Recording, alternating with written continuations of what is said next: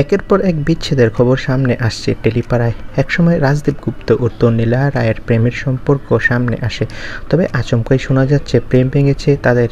নিজেরা তাদের সম্পর্ক ভাঙার খবর প্রকাশ্যে না আনলেও টেলিপাড়ার জোর গুঞ্জন রাজদীপ ও তন্নির প্রেম ভেঙে গেছে। সূত্রের খবর বলছে অন্য নারীর সাথে নাকি ফ্লার্ট করেছে রাজদীপ, আর সেটা জেনে গিয়েছে তন্নিলা রয়। কিছুদিন আগেই 22শে মে তন্নিলা রায় ইনস্টাগ্রামে পোস্ট করেন, no women wants a man who flirts with every others women secretly. রাজদীপকে উদ্দেশ্য করে তন্নিলা রায় এই পোস্টটি করেছে। সূত্রের খবর বলছে এখন রাজদীপের সাথে যোগাযোগ করছে না তন্নিলা রয়, যে কোনো সময় আনুষ্ঠানিক ঘোষণা আসতে পারে।